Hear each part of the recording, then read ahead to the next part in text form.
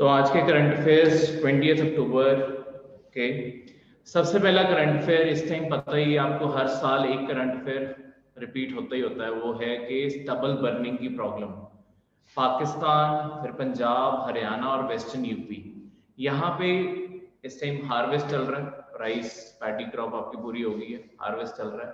उसके बाद जो रेजिड्यू रह जाता है उसे फार्म्स में बर्न कर दिया जाता है, उसे वो स्टबल होता है। जितना रेजिड्यू जो पीछे रह जाता है, जो हमारे काम का नहीं है, जो हम नहीं कंज्यूम करते, जो फार्मर्स नहीं पुल आउट करते, मतलब उसी के अंदर सॉइल के अंदर ही रह जाता है, उसे स्टबल कहते हैं। तो सबसे पहले स्टबल किस किस चीज का होता है और क्या क्या कॉन्स्टिट्यूट करता है। देखो, स्टबल दो टाइप का है, एक है आपका फील्ड रेजिड्यू और एक है आपका प्रोसेस रेजिड्यू। फील्ड रेजिड्यू का मतलब है वो चीजें जो खेत के अंदर क्रॉप हार्वेस्ट करने के बाद रह गई, ठीक है, जिसे जलाया जाता है अक्सर। दूसरी चीज है प्रोसेस रेजिड्यू। जब तुम चीजों को फिल्टर आउट करते हो, मतलब उन्हें साफ किया जाता है, साफ करने के बाद बहुत सारा हस्क और ये सब कुछ पीछे रह जाता है ना, वो भी स्टबल है। तो स्टबल आपको पेपर में देखो कई बार क्या होता है, बहुत ही बेसिक क्वेश्चन जब बनना होता है, स्टबल की ना डेफिनेशन आ सकती है कि किस किस चीज को तुम स्टबल बोलोगे। स्टबल वो हर चीज वो होगी जो एग्रीकल्चर में पीछे रेजिड्यू रह गया, जो बचा कुचा पीछे रह गया, वो स्टबल है, ठीक है, वो सब कुछ स्टबल है। तो इसे यूज कहां कहां कर सकते हैं। तो बेसिकली अगर जो हमारा फील्ड जैसे रेजिड्यू जो होता है, अगर हम उसे फील्ड में ही रहने दें, जो मतलब आपके जो स्टॉक्स और स्टबल, जो स्टेम्स, लीव्स, ये सब कुछ रह गया, ये आपकी फील्ड की बेटर एफिशिएंसी इरिगेशन में शो कर सकता है, इरोजन को कंट्रोल कर सकता है। ये कैसे करता है वो मैं समझाता हूँ। देखो, एक ना आजकल आपकी गवर्नमेंट भी एक नई टाइप की नहीं, ऑर्गेनिक फार्मिंग में ही एक दोबारा से कल्चर लाना चाहती है। उससे बहुत सारी हमारी ऐसी प्रॉब्लम्स हैं एग्रीकल्चर में जो सॉल्व हो सकती है। वो है जैसे कि हमारा जो ये रेजिड्यू है जो पीछे बचता है, इसे एक्चुअली वापस फ्लो करके खेत में ही डाल दिया जाए। उससे होगा क्या, ये सारा का सारा देखो, एक जो एक प्लांट होता है, मैं एक व्हाइट शीट के ऊपर साथ में समझाता हूँ। जो एक प्लांट है आपका, इसका जो भी रिमेन रह गया, अल्टीमेटली है तो ये चीज ऑर्गेनिक ही ना। ऑर्गेनिक चीज जब सॉइल में जाके ब्रेक डाउन होगी, ये दो चीजों के काम आ जाएगी। एक तो आपके प्लांट्स को ये न्यूट्रिशन देगी, ठीक है, दूसरा ये फूड बन जाता है आपके माइक्रो ऑर्गेनिजम्स के लिए। शायद प्लांट्स के काम ना आए, पर प्लांट से जुड़े हुए और बहुत सारे माइक्रो ऑर्गेनिजम्स हैं जो सॉइल में रहते हैं, उनके लिए खाना बन जाता है। तो इन्हें जलाने की बजाय देखो, जब हम क्रॉप्स का ये रेजिड्यू जब बर्न करते हैं ना, सबसे बड़ा नुकसान हम क्या करते हैं क्रॉप्स का, जब ये चीज बर्न होती है, ब्लैक हमारा एयर पोल्यूशन तो होता ही है, क्योंकि ब्लैक स्मॉग निकलती है, ब्लैक स्मोक निकलता है। ऐसा क्या होता है पैडी के स्टबल में जो ब्लैक स्मोक देता है, कौन सा कंपाउंड होता है जो ब्लैक स्मोक देता है? स्पेसिफिकली अगर आपको पेपर में पूछा जाए, कोई भी आइडिया किसी को भी? सिलिकॉन। ये चीज याद रखना, उसके अंदर सिलिकॉन होता है, जो काला धुआं छोड़ता है ना, उसके अंदर सिलिकॉन जल रहा होता है, ठीक है। ये तो चलो आपका एयर पोल्यूशन कर रहा है। एज अ फार्मर, लैंड को क्या नुकसान हो रहा है फार्मर्स को? लैंड में जो आपके माइक्रो ऑर्गेनिजम्स रहते हैं और बाकी ऑर्गेनिजम्स रहते हैं, जैसे कि अर्थवॉर्म ही हो गया, अर्थवॉर्म की कंट्रीब्यूशन दिखने में कुछ भी नहीं लगती, अर्थवॉर्म क्या ही है, पर अर्थवॉर्म बहुत ही मेजर रोल प्ले करता है एक इकोलॉजी में, एक पूरे इकोसिस्टम में। एक छोटा सा अर्थवॉर्म जब लगातार वो सॉइल के अंदर ट्रैवल कर रहा होता है ना, वो एक्चुअली वो काम करता है जो ट्रैक्टर्स कर रहे होते हैं, उस सॉइल को पतला करता जाता है। इसलिए अर्थवॉर्म्स का सॉइल के अंदर रहना बहुत जरूरी है। तो जब बर्न करते हैं हम, इन्हें खत्म कर देते हैं, जो बैक्टीरियाज और बहुत सारी चीजें जो हेल्पफुल बैक्टीरियाज हैं हम उन्हें खत्म कर देते हैं। इसीलिए हमें फर्टिलाइजर और पेस्टिसाइड ज्यादा लगाने पड़ते हैं, क्योंकि हमने नेचुरल प्रोसेस जो था पेस्टिसाइड्स और फर्टिलाइजर्स का वो हमने खत्म कर दिया, तभी हमें आर्टिफिशियल प्रोसेस ज्यादा यूज करना पड़ता है। तो इस कारण अब सरकार की कोशिश है किसी ना किसी तरीके से किसानों को इनकरेज किया जाए कि वो ये चीज को अपने एडवांटेज में यूज करना शुरू करें। और जो हमने ग्रीन रेवोल्यूशन के टाइम, देखो ग्रीन रेवोल्यूशन से पहले ये प्रैक्टिसेस नहीं होती थी, ये हमने ग्रीन रेवोल्यूशन में ये प्रैक्टिसेस अपनाई, क्योंकि हमें खेत जल्द से जल्द तैयार चाहिए अगली फसल के लिए, ठीक है। इस कारण हमने ये प्रैक्टिसेस अपनाई है, पर ये एनवायरनमेंट के लिए बहुत हार्मफुल है। लॉन्ग टर्म में ये पता चला, तो हम इन्हें दोबारा से चेंज करना चाहते हैं और सही रास्ते में लाना चाहते हैं। तो ये कोशिश है इसकी, ठीक है। तो स्टबल बर्निंग,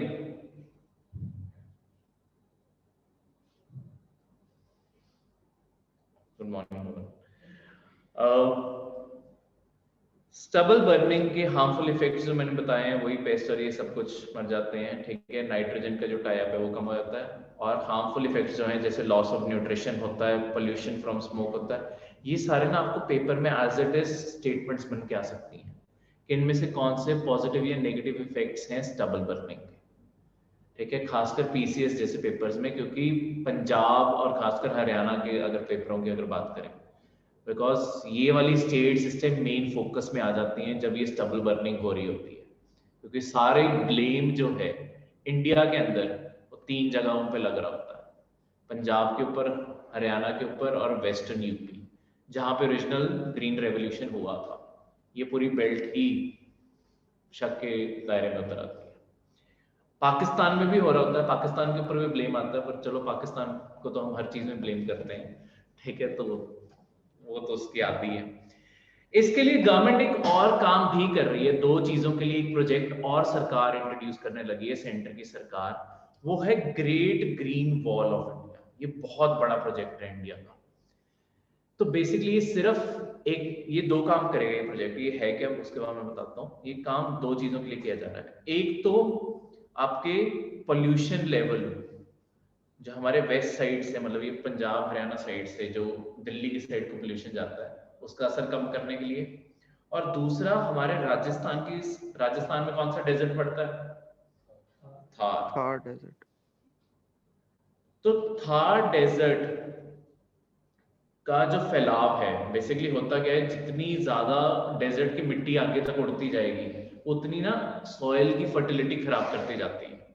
तो हम थार डेजर्ट का जो फैलाव है वो एक बाउंड्री तक रोकना चाहते हैं, ताकि वो उससे आगे इंडिया की बाकी सॉइल को खराब ना करे। तो हम यहाँ पे एक बैरियर बनाना चाहते हैं। ये प्रोजेक्ट ग्रेट ग्रीन वॉल का जो एक्चुअली प्रोजेक्ट है ना, ये इंडिया का ओरिजिनल आइडिया नहीं है।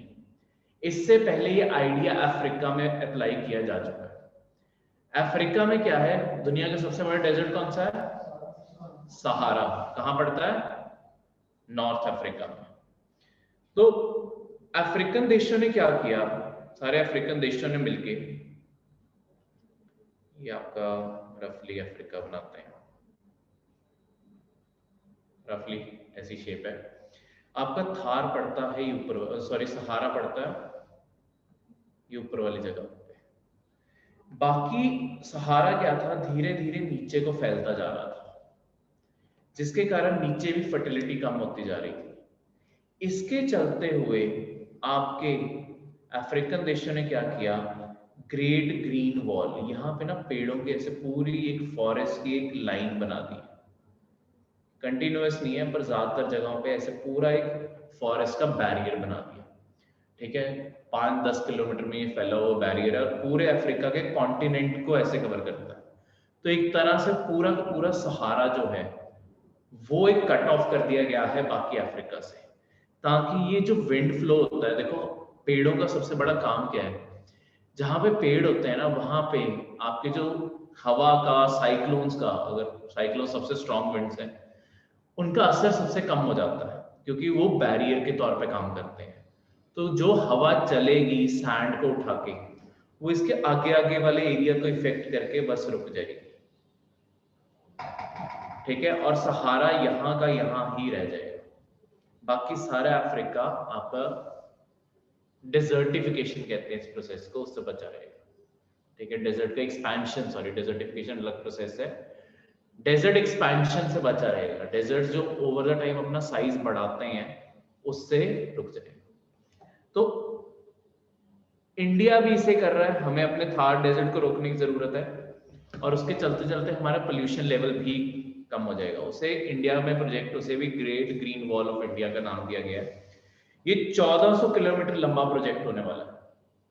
ठीक है, 5 किलोमीटर चौड़ा होगा, इसमें पेड़ ही पेड़ लगाए जाएंगे। ये गुजरात से शुरू होगा और आपके दिल्ली हरियाणा बॉर्डर तक आएगा। तो बिल्कुल थार के साथ साथ ऐसे पूरी लंबी बाउंड्री बन रही है। कौन से हिल्स के साथ? आपके राजस्थान में कौन से पहाड़ पड़ते हैं? अरावली। अरावली इसको मतलब दोबारा से हरा किया जा रहा है। तो गुजरात से लेके, जी सर पंजाब बाउंड्री के साथ नहीं आएगा? नहीं, पंजाब नहीं, दिल्ली हरियाणा। जो आपके अरावलीज है ना, वो वैसे भी अरावलीज की भी जो बाउंड्री, अगर आपको ये पूछा जाए, जैसे हिमाचल में क्वेश्चन आया हुआ पहले कि अरावलीज कहाँ से कहाँ तक है, तो वो गुजरात से शुरू होके दिल्ली तक जाते हैं। ठीक है, तो ये इस साइड को ऐसे बनाया हुआ है। पंजाब और हरियाणा को तो कट ऑफ ही करना है ना, मतलब इधर से पोल्यूशन रोकना है दूसरी साइड जाना। तो ये जो ग्रीनरी बनेगी, ग्रीन बेल्ट अपने आप में पोल्यूशन एब्जॉर्ब करने का काम भी करती है। तो उसके कारण जो हमारी CO2 एमिशन हैं और हमारा पूरा जो ये ब्लैक स्मोक निकल रहा है, वो भी ओवर द टाइम कम होगा। ठीक है, ये कोशिश है इसके।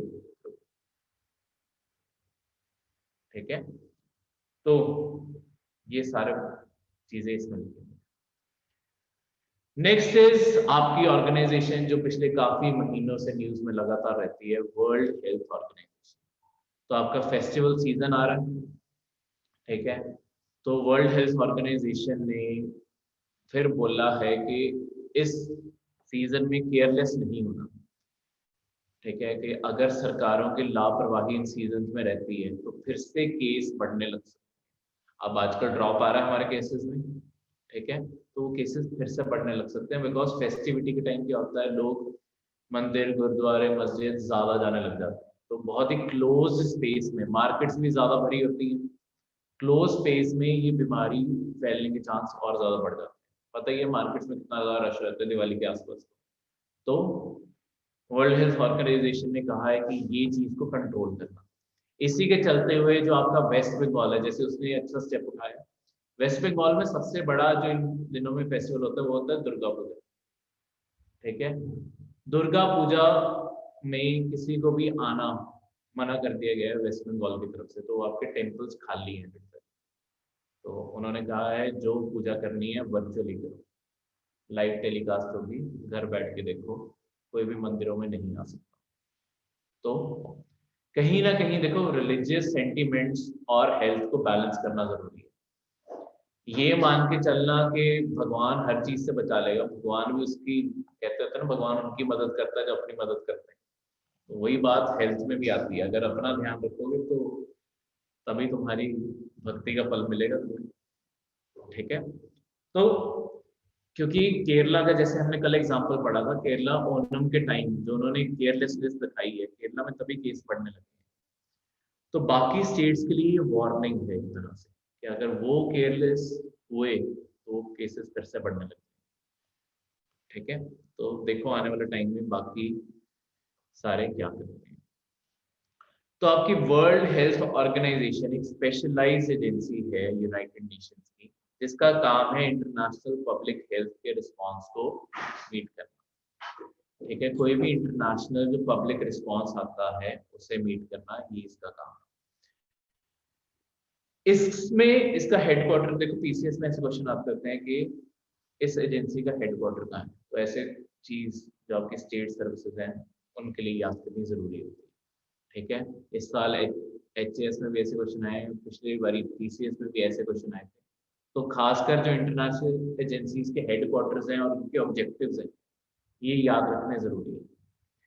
ठीक है, इसका हेडक्वार्टर जिनीवा स्विट्जरलैंड में है, पर इसके 6 ऑटोनॉमस रीजनल ऑफिसेस भी हैं, एक न्यू दिल्ली में भी है। रीजनल ऑफिसेस का क्या मतलब है कि देखो पूरी दुनिया को तुम 6 हिस्सों में डिवाइड कर सकते हो। उन 6 हिस्सों में मतलब हमारे यहाँ पे जैसे जो दिल्ली में है वो साउथ एशिया को मैनेज करता है। साउथ एशिया में कौन सी कंट्रीज आती हैं?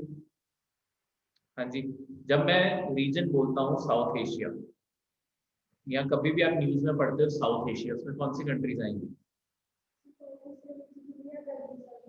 कौन सी हैं south Asia? India, India, Pakistan, sir India, Pakistan, Nepal, Nepal, Bangladesh, Bhutan. Bhutan, Myanmar till Thailand तक। म्यांमार नहीं। ये देखो जब भी हम रेफर करते हैं साउथ एशिया को, साउथ एशिया का मतलब है पाकिस्तान, इंडिया, पाकिस्तान जो बाजू में ठीक है, पाकिस्तान, नेपाल, भूटान, बांग्लादेश, इंडिया, श्रीलंका और मालदीव। ठीक है, ये सब कंट्रीज आपकी साउथ एशिया। तो जब भी आप जैसे इंटरनेशनल अफेयर्स के सब्जेक्ट में पढ़ोगे, जब भी आप करंट अफेयर में कहीं पे भी आप पढ़ोगे साउथ एशिया आपके से रेफर किया जा रहा है। साउथ एशिया का मतलब ये सारी कंट्रीज को एक साथ बोला जाता है। इसके बाद यहाँ से म्यांमार ऑनवर्ड जो कंट्री शुरू होती है, म्यांमार, थाईलैंड, मलेशिया, इंडोनेशिया, इन सबको साउथ ईस्ट एशिया कहते हैं। हमारे वाला एरिया है साउथ एशिया। इसके बाद ये इंडोनेशिया, सिंगापुर, ये सबको होगी जो इस साइड कंट्रीज पड़ गई। ठीक है, वर्ल्ड मैप में अगर आप देखोगे ये नीचे को इस साइड को ये कंट्रीज पड़ गई, ऑस्ट्रेलिया से ऊपर, इन्हें कहते हैं साउथ ईस्ट एशिया। तो जब भी इन्हें रेफर किया जाएगा आपके माइंड में ही तस्वीर आ जानी चाहिए कि अच्छा ये एरिया से बोला जा रहा है। जैसे दुनिया की सबसे ज्यादा गरीबी कौन से एरिया में? South Asia. ये दुनिया का सबसे गरीब एरिया। ठीक है, गरीब एरिया का मतलब ये नहीं कि देश या देशवासी अमीर नहीं है। इसका मतलब है कि नंबर वाइज सबसे ज्यादा अगर गरीब कहीं पे पाए जाते हैं तो यहाँ पे पाए जाते हैं। तो एक्चुअली ये हमारे एरिया की बहुत ही सैडेंड फोटो है, और खासकर उसमें इंडिया बहुत बड़ा रोल प्ले करता है। नंबर वाइज हम सबसे ज्यादा, हमारी पॉपुलेशन भी तो देखो, हमारी सबसे बड़ी प्रॉब्लम ही पॉपुलेशन है। जब नंबर, अगर तुम परसेंटेज इंक्लूड करोगे, अगर तुम परसेंटेज वाइज अगर तुम्हें बोला जाए, परसेंटेज वाइज नो डाउट सब सहारन रीजन सबसे गरीब है। तो आपका ये सहारा और ये वाला एरिया, ये दुनिया का सबसे गरीब एरिया परसेंटेज पॉपुलेशन। पर जब नंबर की बात आएगी, सबसे ज्यादा गरीब कहाँ पे रहते हैं? वो साउथ एशिया में रहते हैं, और उसमें इंडिया का बहुत बड़ा नंबर है। हमारे खुद देख लो, हमारे एक एक्ट एग्जिस्ट करता है, नेशनल फूड सिक्योरिटी एक्ट। वो गरीबों को जो दाल आटा स्कीम आपने सुना होगा, 2 रुपए, 3 रुपए और 5 रुपए, हमारी 60% आबादी उसके ऊपर डिपेंडेंट इंडिया। यानी कि हमारी मेजॉरिटी आबादी को हम सिर्फ 2, 3 और 5 रुपए में जो खाना दे पा रहे हैं वो उससे जिंदा रह पा रहे हैं। और आपके कोविड के अभी कुछ नंबर तो ये रिलीज ही नहीं किए सरकार ने कि कितनों की डेथ इस कारण होगी, बिकॉज आपकी ये सारी राशन पहुंचना बंद हो गया इनके पास। तो हंगर के कारण कितनी डेथ्स हुई। हाँ जी जैसे आपने हैंड रेज किया। सर अब तो ये जो फार्मर्स बिल आया है, तो अब तो मतलब गवर्नमेंट खरीदेगी नहीं, तो फिर उन तक कैसे पहुंचेगा वो सब जो प्रोवाइड करती है गवर्नमेंट? ये देखो उन बिल्स को लेकर ना ये बहुत बड़ी मिसकंसेप्शन है कि सरकार फसल खरीदना बंद कर देगी। सरकार की मजबूरी है फसल खरीदना। ठीक है, सरकार फसल खरीदना नहीं बंद कर रही है, उन एक्ट्स में कहीं ये नहीं लिखा है। उसमें सिर्फ लीज आउट करने का प्रोविजन है। ठीक है, लीज आउट के लिए भी किसी को फोर्स नहीं किया जा रहा है कि जबरदस्ती किसी के खेत लीज आउट नहीं किए जाएंगे। किसानों की मर्जी है, आज भी तो ठेके पे चढ़ाते हैं किसान, कल वही ठेका प्राइवेट कंपनियां लेने लगते हैं। वो बिल इसलिए दिया है कॉन्ट्रैक्ट फार्मिंग, उसमें क्या कहते हैं शेयर्ड रिस्पॉन्सिबिलिटी है। वो बिल्स को बहुत ही मिसकंसेप्शन में लिया जा रहा है, ये वेस्टर्न मॉडल से अडॉप्ट किए गए हैं वो बिल। ठीक है। और अगर तुम देखोगे उनकी फार्मिंग उनसे कहीं गुना आगे है। प्राइवेट इन्वेस्टमेंट तभी तो आएगी, पर कहीं पे भी ये स्पेसिफाइड नहीं है अभी तक कि आपकी एमएसपी या आपकी पब्लिक प्रोक्योरमेंट खत्म हो रही है। सिर्फ जो एक मंडी, रीजनल जो जोनल मंडी पड़ती थी, उनकी जुरिस्डिक्शन खत्म की जा रही है, यानी कि अब किसान कहीं पे भी बेच सकता है, बल्कि उसे पहले से ज्यादा एक्सेस दिया जा रहा है। ठीक है, सरकार का एक पेट प्रोजेक्ट है बहुत साल पुराना, सरकार उसे और लाइवली बनाने की कोशिश करी है। ई नाम प्रोजेक्ट, ई मंडी, किस फार्मर ऑनलाइन प्राइस डिस्कवरी करके पता लगा सकते हैं कि कहाँ पे ज्यादा बेटर उन्हें प्राइस मिल रहा है।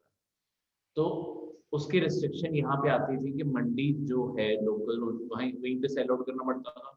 यहाँ पे ऑल इंडिया एक्सेस मिल रहा है फार्मर्स, तो ज्यादा बेटर एक्सेस मिल सकता है। तो वो बिल्स को बहुत ज्यादा कंट्रोवर्शियल तरीके से देखा जा रहा है। ठीक है, मैं किसी और टाइम बताऊंगा उसके पॉजिटिव्स और नेगेटिव। ऐसा नहीं मैं कह रहा हूँ कि सब कुछ पॉजिटिव ही है, कुछ नेगेटिव्स भी है, पर जैसे परसीव किया गया वो 100% वो वैसा नहीं है वो बिल। चलो, जो आपका WHO है, तो ये 6 रीजनल ऑफिस का मतलब है ऐसे ही जैसे साउथ एशिया का रीजन हो गया, ऐसे दुनिया में 6 रीजन बनाए गए हैं जहां पे WHO अलग अलग सर्वेलेंस नहीं करता। ठीक है, 1948 में इसे शुरू किया था। ये डेट एग्जैक्ट याद करने की जरूरत नहीं, बस साल ही पता होना चाहिए। वैसे 7 अप्रैल को हर साल करंट अफेयर आता होता है कि आपका वर्ल्ड हेल्थ डे मनाया जाता है। ठीक है, तो आपके जो स्टेट सर्विसेज के पेपर होते हैं, खासकर जो हिमाचल का पेपर है, उसमें ऐसे क्वेश्चन आते हैं। हिमाचल के पेपर में आपको ये क्वेश्चन आ सकता है कि वर्ल्ड हेल्थ डे, ये क्वेश्चन हर स्टेट के भी थोड़े थोड़े क्वेश्चन देखो वेरी करते हैं, वो कैसे फैक्ट्स पूछते हैं। ऐसा फैक्ट हिमाचल पूछता है 7 अप्रैल, मतलब आपको पूछा जा सकता है वर्ल्ड हेल्थ डे कौन से डेट को मनाया जाता है, तो उसका आंसर होगा 7 अप्रैल। हाँ जी, बिल्कुल, कंट्रीज का ग्रुप बन जाएगा, वो एक रीजन का ऑफिस हो जाएगा, जैसे हमारे यहाँ पे न्यू दिल्ली में बेस्ड।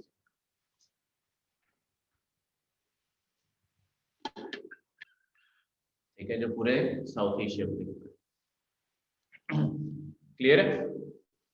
तो WHO की जो सबसे टॉप की एजेंसी है जो डिसीजन मेकिंग करती है, वो है वर्ल्ड हेल्थ असेंबली। इसके बारे किसी आने वाले करंट अफेयर में हम थोड़ी सी और डिटेल में पढ़ेंगे, बिकॉज ये अगले साल के पेपर के लिए इंपॉर्टेंट होगा, क्योंकि जनवरी में वर्ल्ड हेल्थ असेंबली की जो चेयर है वो इंडिया को मिल रही है। ठीक है, तो हम क्योंकि हेड बनने वाले हैं उसके, हम नहीं, हमारा मिनिस्टर हेड बनने वाला है, तो हमारे लिए ये चीजें खासकर इंपॉर्टेंस पे आ जाती हैं। तो अगले साल आपका कोई भी जो पेपर है उसके लिए हम ये करंट अफेयर कहीं ना कहीं दोबारा आया था, देखो उसमें अगली बारी मैं ये चीज कवर करूंगा। आज मैं थोड़ा ब्रॉड व्यू देना चाहता था, अगली बारी मैं डायरेक्टली वर्ल्ड हेल्थ असेंबली पे जाऊंगा। ठीक है, ये बेसिकली डिसीजन मेकिंग बॉडी है, इसके ओवरऑल 194 मेंबर्स है इसके अंदर। ठीक है, ये एग्जीक्यूटिव बोर्ड यानी कि डिसीजन मेकिंग का काम भी करता है, और इसमें 34 हेल्थ स्पेशलिस्ट को भी रखा जाता है। हेल्थ स्पेशलिस्ट मतलब कोई डॉक्टर होंगे, साइंटिस्ट होंगे, ठीक है, तो उन्हें भी इसका पार्ट बनाया जाता है ताकि वो एक्सपर्ट एडवाइस दे सके। ठीक है, क्लियर है। जो WHO है वो हमेशा मेंबर्स की कंट्रीब्यूशन से चलता है, यानी कि प्राइवेट ओनर्स भी इसे पैसा दे सकते हैं और सरकारें तो इसे पैसा देती ही देती हैं। जैसे लास्ट ईयर नहीं, इसी साल आप पता ही होगा USA ने, सबसे बड़ा फंडर है वो WHO का, उसने इसकी फंडिंग रोक दी है क्योंकि कोविड की इंफॉर्मेशन WHO सही टाइम पे नहीं दे पाया, तो ट्रंप ने पैसे रोक दिए हैं US गवर्नमेंट की तरफ से। सबसे ज्यादा पैसा US ही देता, तो अगले ऑब्वियसली नाराज होंगे, जो बंदा सबसे ज्यादा पैसे पे करता है अगर उसे ही फैसिलिटी ना मिले तो लगेगा ही ना कि मेरे साथ गलत हो रहा है। ठीक है, अब अगली चीज आपका इंटरनल सिक्योरिटी और इंटरनेशनल रिलेशन दोनों के टाइप से current affair, Malabar naval exercise होने लगी है अगले महीने नवंबर में। ये एक्सरसाइज क्यों इंपॉर्टेंट है? इस साल 4 कंट्रीज दोबारा से एक साथ पार्टिसिपेट करने आ रही हैं। ये नेवल एक्सरसाइज है, नेवीज मिलकर एक्सरसाइज करते हैं, ये इसलिए नेवल एक्सरसाइज कहते हैं। इंडिया, जापान, USA और ऑस्ट्रेलिया।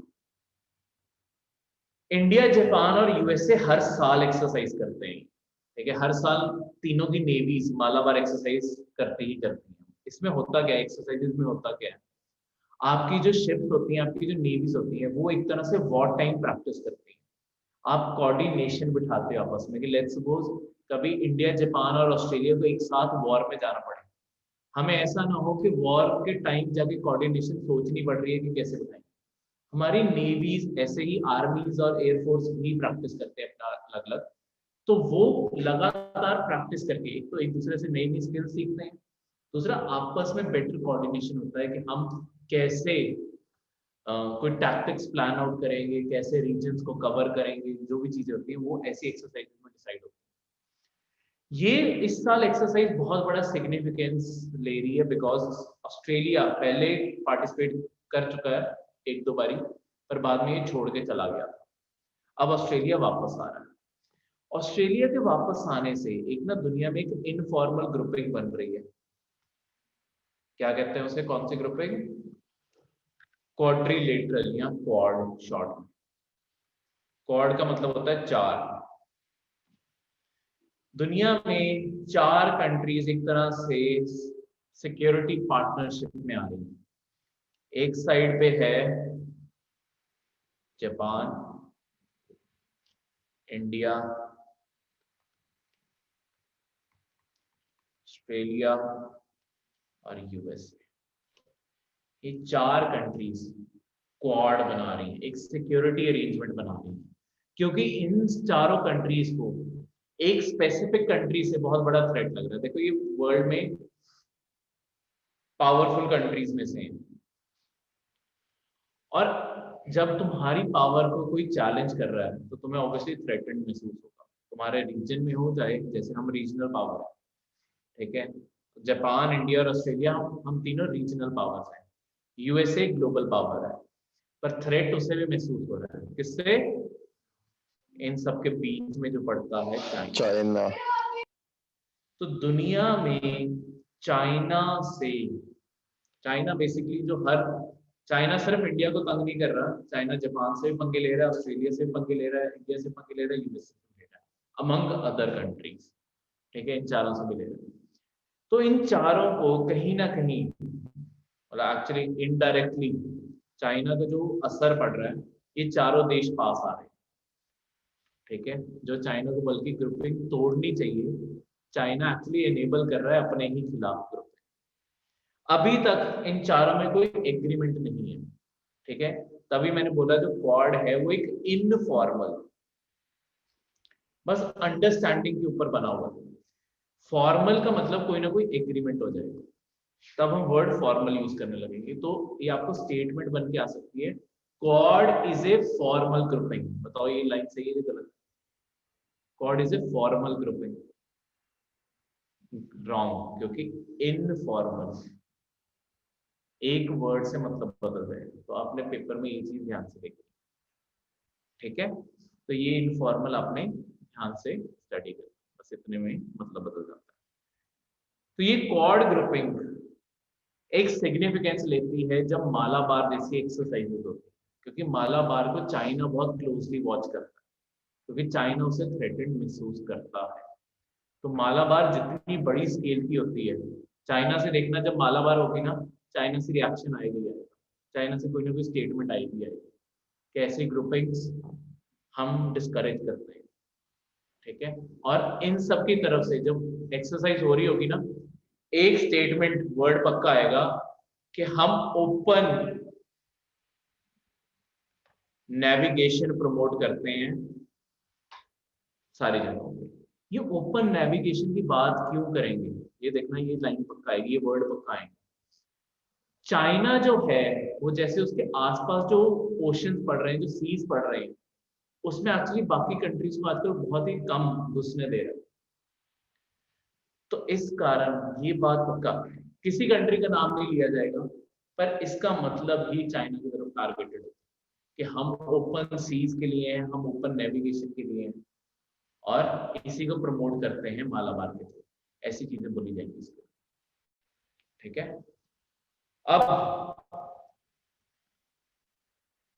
मालाबार नाम कहां से आता है?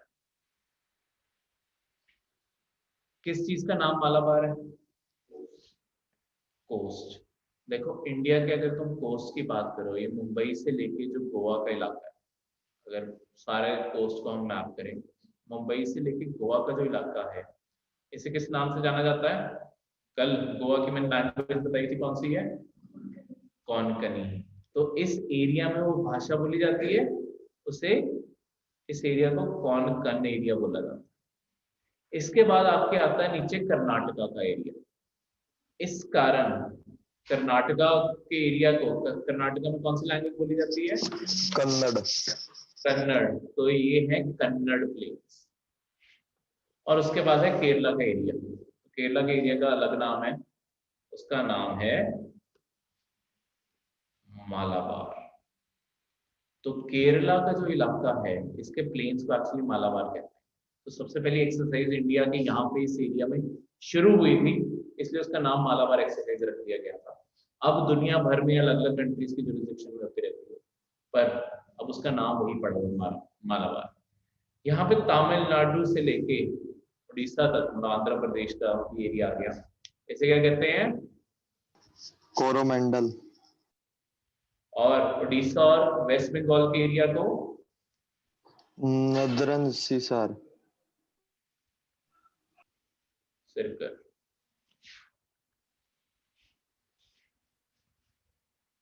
ठीक है, ये हम बार बार बनाएंगे तो याद हो जाएगा, पर रफली हर बारी से बना के, मुंबई से गोवा कोंकण, फिर आगे कर्नाटका की स्टेट हो गए कन्नड़, फिर केरला का इलाका मालाबार, फिर इधर तमिलनाडु और आंध्र प्रदेश, इसका जो एरिया है ये आगे कोरोमंडल, और उड़ीसा और वेस्ट बंगाल का एरिया नॉर्थर्न सर्कल।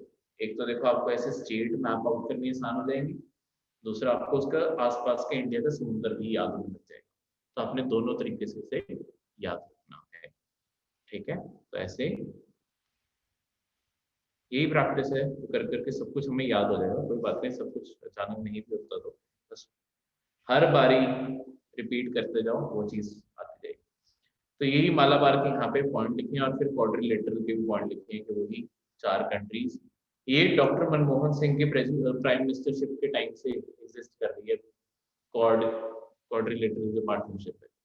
तो अगर आपको किसी ये स्टेट सर्विसेज में आ सकता है कि किसकी प्राइम मिनिस्टरशिप के टाइम क्वाड एक्चुअली फॉर्मेशन में आया था, मतलब अपना रूप लेने लगा था। तो मोदी से पहले मनमोहन सिंह ऑलरेडी इस चीज के ऊपर काम कर रहे थे। ठीक है, क्योंकि चाइना का थ्रेट बहुत पुराना है, कोई लेटेस्ट नहीं है। हमें अपने रीजन में एक ही कंट्री से थ्रेट है, वो चाइना ही।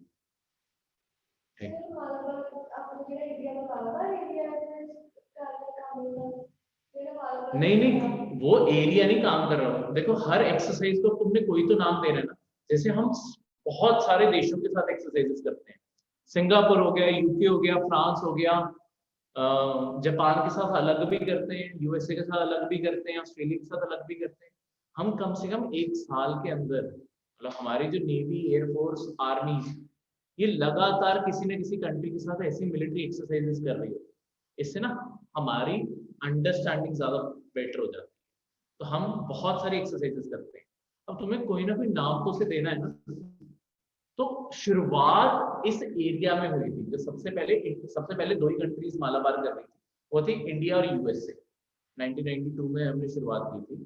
ठीक है, सिर्फ इंडिया और यूएसए ने शुरुआत की थी। उन्होंने शुरुआत केरला वाले कोस्ट के पास नेवी एक्सरसाइज से की थी, इस कारण उसका नाम मालाबार वहां से रख दिया। मतलब नाम रखने को कुछ भी रख देते, वो तो बस जहां से उन्होंने शुरुआत की उससे उसका नाम रख दिया।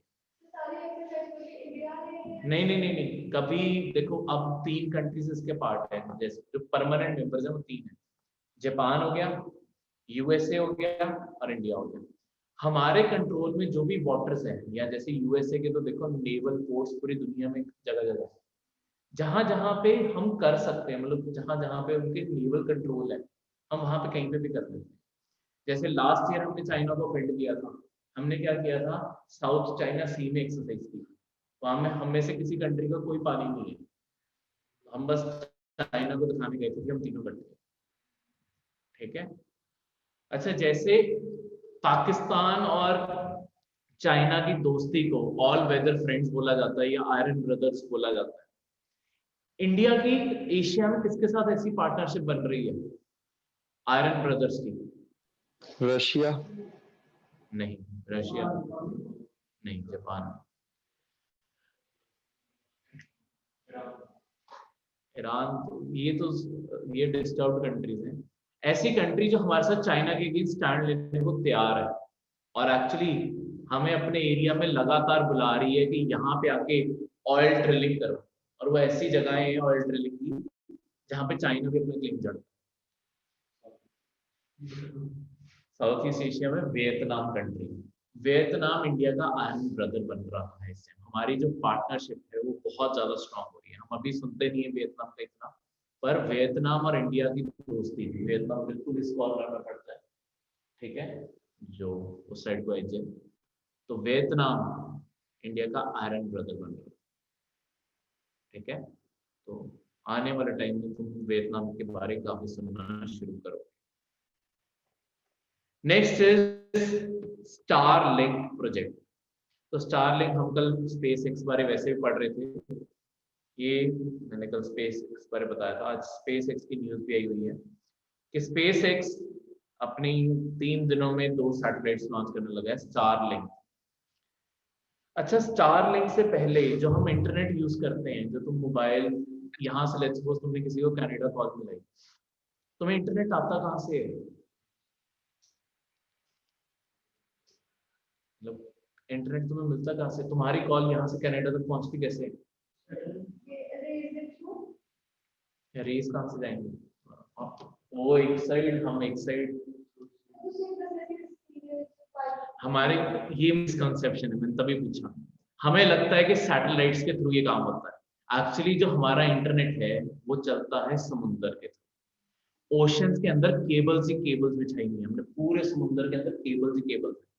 वो एक कंट्री से दूसरे कंट्री, जब तुमने किसी को लेट्स सपोज वीडियो कॉल मिलाई, सिर्फ जो लास्ट ट्रांसमिशन पॉइंट होता है ना, वो होता है हमारा जो टावर होता है, जैसे हमें सिग्नल आ रहा है, ये टावर को जो चीजें कनेक्ट कर रही है ये समुद्र की केबल कर रही है।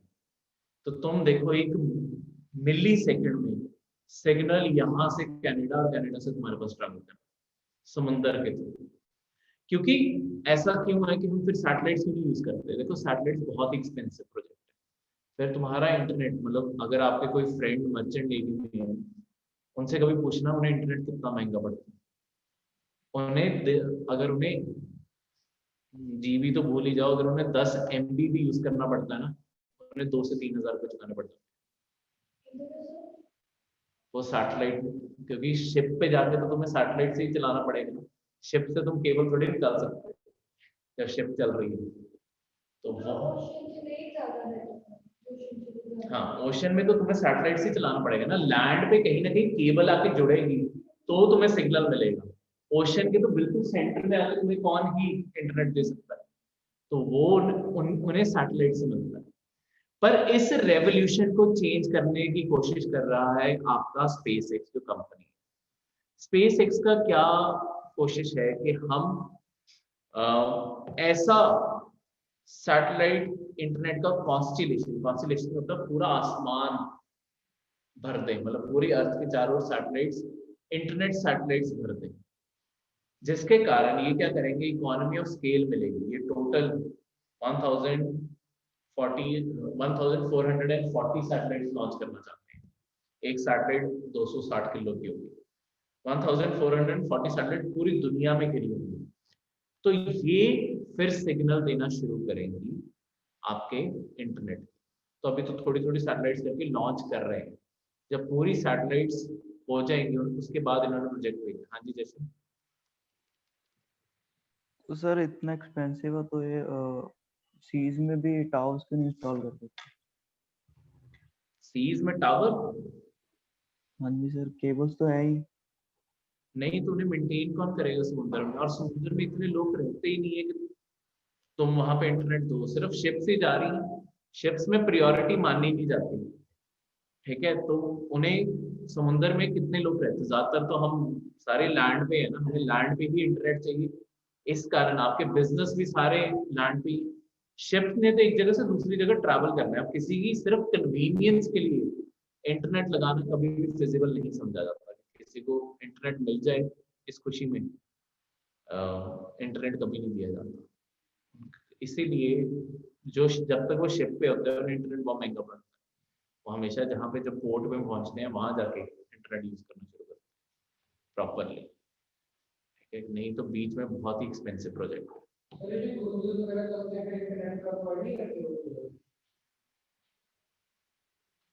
ठीक है, अगर आपको नेट चाहिए उसका अलग पैक लेना पड़ता है। मतलब क्रूज में वो भी सैटेलाइट से ही देंगे आपको, सैटेलाइट से नेटवर्क से ही आएगा। क्रूज भी आपको वहां जाके कनेक्शन देगी जब वो पोर्ट पे जाके पहुंचेगी। वहां पे फिर पोर्ट से केबल्स ऊपर पहुंचा दी जाती है, फिर वाईफाई सिग्नल्स आएंगे।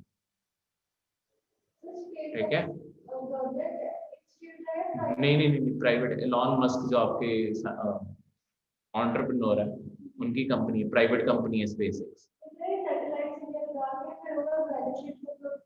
पूरी दुनिया पैसे भी तो चार्ज करेंगे।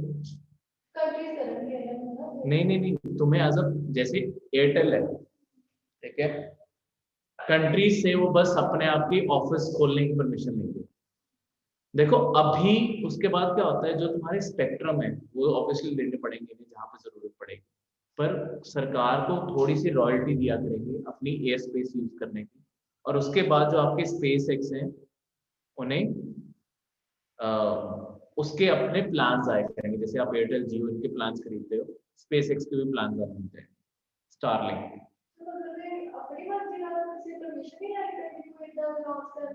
नहीं, लॉन्च करने के लिए क्या कहते हैं, आपका आईकैन इंस्टीट्यूट है, उससे क्या कहते हैं आपको परमिशन लेनी पड़ती है, क्योंकि आपको ऑर्बिट की लोकेशन लेनी पड़ती है कि मैं यहाँ पे अपना ऑर्बिट प्लेस करना चाहता हूँ। ऐसे नहीं कि आप रैंडमली किसी और की सैटेलाइट में जाके मारो। ठीक है, तो इतनी ह्यूमन ऑर्गेनाइजेशन वेल एस्टैब्लिश्ड है कि हम जब सैटेलाइट लॉन्च करते हैं उसके कोऑर्डिनेट्स खरीदने पड़ते हैं, मतलब खरीदने नहीं, रजिस्टर करवाने पड़ते हैं कि हमारी ये सैटेलाइट इस ऑर्बिट में जाके रोटेट करना शुरू करे। वो फिर उसके लिए रिजर्व कर दिया जाता है। ठीक है, तो इन्होंने भी ऐसे अपनी सारी की सारी सैटेलाइट्स को रजिस्टर करना होगा।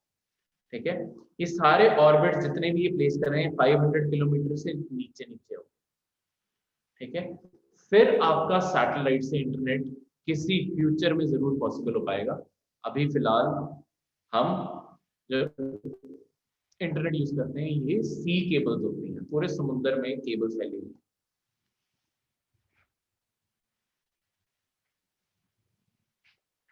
पूरे समुद्र में केबल फैली हुई है।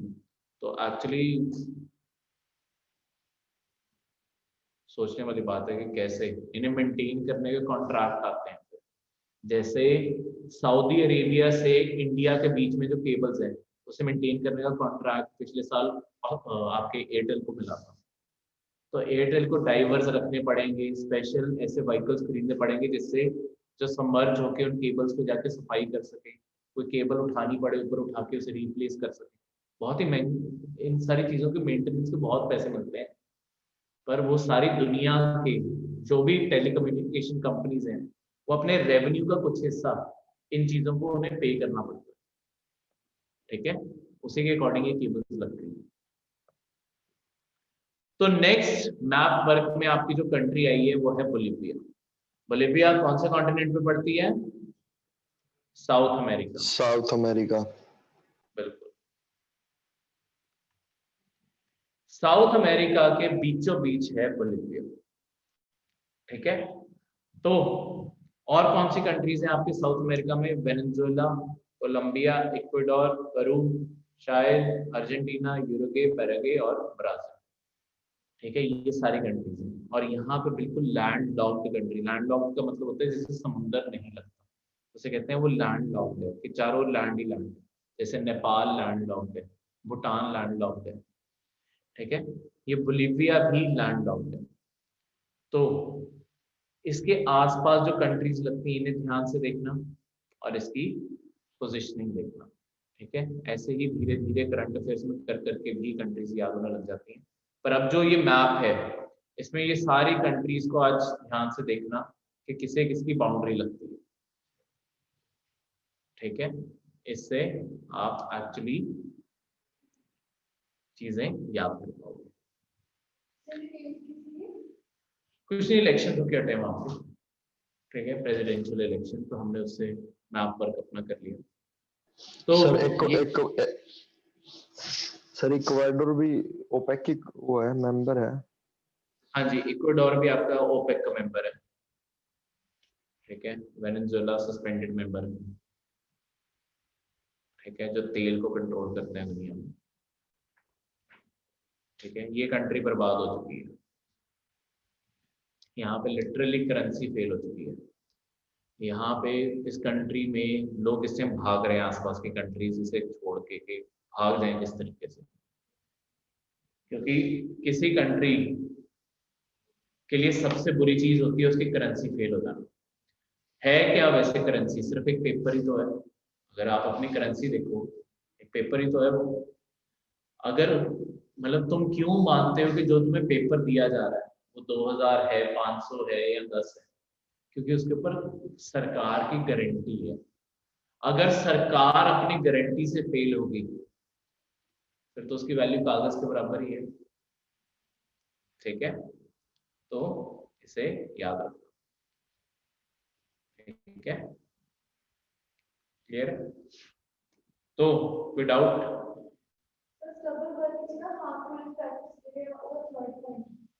ठीक है,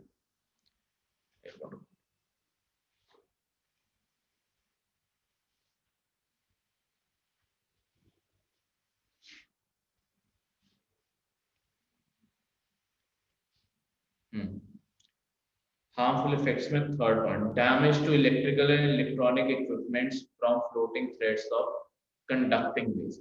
देखो होता क्या है कि जब आप फील्ड्स में आग लगाते हैं ना, आपके जो इलेक्ट्रॉनिक केबल्स ऊपर इलेक्ट्रिक वायर्स जारी होती है, कुछ भी होती है ना, उन्हें भी डैमेज हो सकता है। वो कैसे होता है कि जब आप बर्निंग करते हो, आपके कई बार क्या होता है, आपके क्रॉप्स के अंदर भी ना चार्ज्ड पार्टिकल्स हो सकते हैं, वो हवा में रिलीज होते हैं जो इन केबल्स को ओवरचार्ज कर सकते हैं, ठीक है। तो आसपास जो आपके इलेक्ट्रॉनिक्स हैं वो भी खराब हो सकते हैं। तो ये एक्चुअली बहुत अच्छा ऑप्शन है जो कभी आपको पेपर में बन के आ सकता है, बिकॉज सोचने में लगता नहीं है कि खेतों में आग लगाने से इलेक्ट्रॉनिक्स खराब हो सकते हैं, ठीक है, पर वो ओवरचार्ज हो सकती है। नेचुरली हीट और चार्ज एक साथ प्रोड्यूस होता है इनमें, तो हो जाता है, ठीक है। किसी को और कोई डाउट? सर एक मैप के रिगार्डिंग है डाउट। सर नॉर्थ अमेरिका में जो अलास्का का एरिया है वो यूएसए के एरिया में आता है वो? हाँ जी बिल्कुल, जो अलास्का है वो यूएसए को बिलोंग करता है, ठीक है। कनाडा से ऊपर जाके आपके अलास्का मतलब यूएसए ऊपर की साइड को फिर से आ जाता है। बेसिकली आपके 1918 तक वो हिस्सा रशिया को बिलोंग करता था, ठीक है।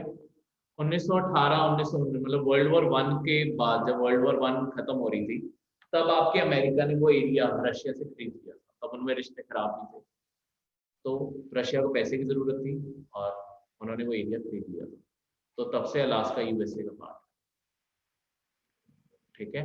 बल्कि जो आपका यूएसए है उसने जो कनाडा का जो आपका पूरा पैसिफिक ओशन की साइड को पार्ट है ना, ये पूरा खरीदना चाहता था वो, ताकि पूरा पैसिफिक ओशन का कंट्रोल आ जाए उसके पास। पर कनाडा के ऊपर यूके का इन्फ्लुएंस था, यूनाइटेड किंगडम ने बिकने नहीं दी, ठीक है। नहीं तो जो आपका ये वैंकूवर वाले जो एरियाज हैं ये सारे भी आपके एक्चुअली यूएसए के पार्ट हैं। यूएसए ने बहुत पैसे देने की कोशिश की कि पैसे लेके एरिया में दे दो, पर बिके नहीं हुए एरियाज, ठीक है। Okay sir. तो ये थे आपके आज के करंट